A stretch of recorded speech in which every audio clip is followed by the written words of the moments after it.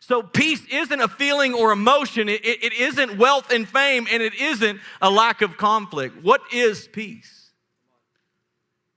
What is it? The first thing that you need to know about peace is this. Peace is a person, and his name is Jesus.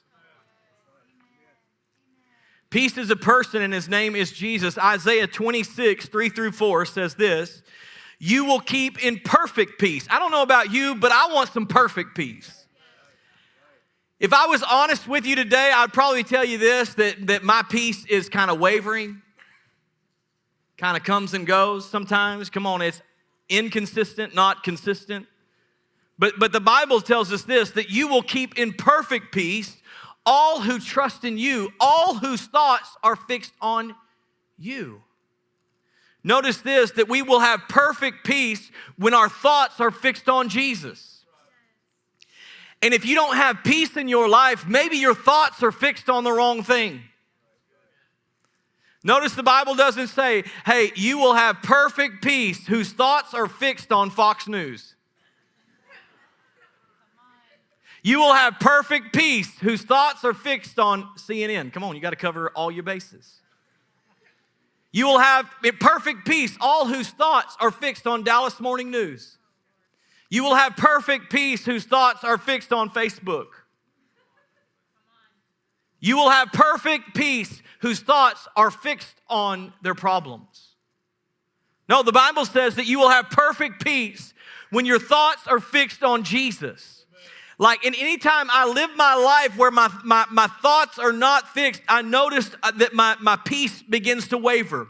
That it's not perfect peace in my life. That like my peace begins to come and it go and it's here today and it's gone tomorrow. But God says this, that when you fix your thoughts on Jesus, He will give you perfect peace. That means when my thoughts are fixed on Jesus and I'm lost, I know that He will be my guide. When my thoughts are fixed on Jesus, when I'm sick, I know that Jesus is my healer. When my thoughts are fixed on Jesus and I'm hurting, I know that He's my comforter. When my thoughts are fixed on Jesus and I'm weak, I know this, that He is my strength. I know that He is my provider. I know that He is my help in time of need. When my thoughts are fixed on Jesus, peace begins to rule in my life. Peace is Jesus, and He is with me.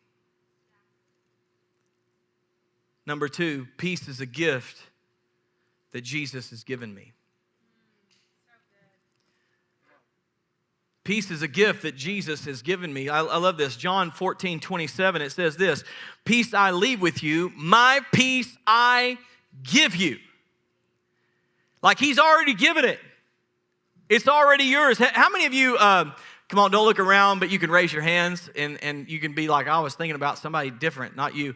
But how many of you know a bad gift giver? Like you get some bad gifts in your life? Come on. All the people who get socks and underwear. Come on, you ain't wore tidy whities in forever and you get them every year. Come on. You got some bad, some bad gift givers. How many know some bad gift receivers? They just don't receive gifts well. Like my wife does not have a problem receiving gifts, but sometimes there's some bad. My great aunt Gay was the worst of the worst at this. She went to be with Jesus, and but anytime we loved her. She was the most generous person on the planet. Like she would give people gift after gift after gift, and on her meager salary, she just loved to give gifts. But she was horrible at receiving gifts. And when you got her something, she would always go, oh, like, I don't need nothing. Like, I don't need. And she would try to give you the gift back. And you're like, I don't want this. Like, I got this for you. Like, I thought of you. I was in the store and I bought this for you. And she kept trying to like sneak it into your luggage. Like she would always try to give the gift back. And if she was unsuccessful, most of the time you'd be driving down the road and you'd reach in your jacket pocket and there'd be $50. And you knew that she was like, well, if you're not going to take the gift back, then I'm going to pay for it. She was a horrible gift receiver. And I think sometimes Jesus is trying to hand us His peace and we keep rejecting it. Like we keep going, no. I don't deserve it. I didn't earn it. I don't need, this isn't what I'll take it. I'll handle it. I'll take care of everything. And we keep trying to hand Jesus our peace. And the Bible says this, that my peace I give to you. Like I've already given it to you. I want you just to take it. See, here's the thing about a gift is it cannot be bought. It cannot be earned. The only thing a gift can be done with is just to be received. Like we receive his peace. Like, Jesus, I take your peace. I don't deserve it. I didn't earn it. I didn't do anything for it, but I receive your peace. How many of you are rejecting the gift of peace that Jesus is trying to give you? God, I received your gift of peace over my marriage.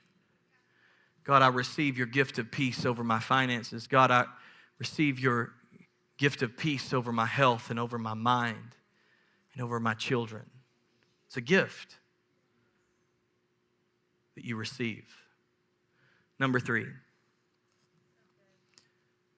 peace is mine, but I must enforce it. Peace is yours, but you must enforce it. In the book of Mark, chapter 4, I won't read the whole story because we don't have time, but the Bible tells us that Jesus and the disciples are out on a boat and they're crossing over, and all of a sudden a great storm arises out of nowhere. And like, this isn't just any storm. This isn't just like, oh, it's a little bit of thunder, a little bit of lightning and thunder. Come on, it's like it's a storm. Like these guys are fishermen and they're getting scared. Like they're worried. They're terrified. Like this is no joke. Like this is a big deal. And the Bible tells us this, that Jesus is asleep on a pillow. I love the fact that it even throws in that he's asleep, not just asleep, but asleep on a pillow. Like he's kicked back and relaxing. He's enjoying it. Come on, waves are just pushing him to sleep. Like he's just in it. And the disciples, the Bible tells us that the disciples are freaking out in the midst of this storm. That they're absolutely losing it in the midst of this storm, because here's the thing, is in the middle of the storm, there's actually 2 storms that are raging.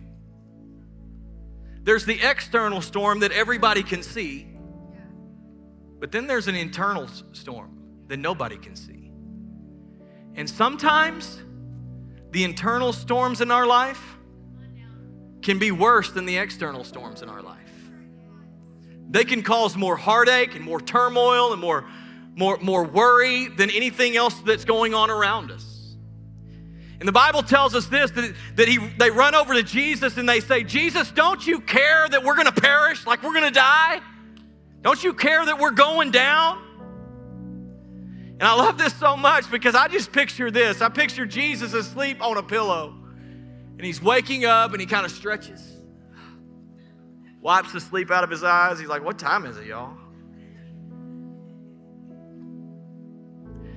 He makes his way to the bow of the ship and he says, peace, be still. And the Bible tells us in a moment, 2 storms ceased. The one that everyone could see and the one that no one could see. And then he turns to his disciples and says, why are you afraid? Where's your faith? And the reason why he said that is because they knew that peace is a person and his name is Jesus. And that peace is a gift that Jesus has already given us. So why didn't they enforce it? It was their right, and they had the authority to stand on the bow of the ship and enforce the peace of God over their lives. And I just want to declare to you today that maybe you're in the midst of a storm, and God is telling you this, that I want you to be a thermostat, not a thermometer. And a thermometer simply tells you the temperature of the room, like what's going on in the room, but a thermostat begins to change the room. And Jesus wants you to stand on the bow of your ship in the midst of your storm and declare peace over your marriage, peace over your circumstances, peace over your health, peace over your children, peace over your finances. Whatever storm is raging in your life, declare God's peace over that area. The peace that passes all understanding will rule and reign in your heart.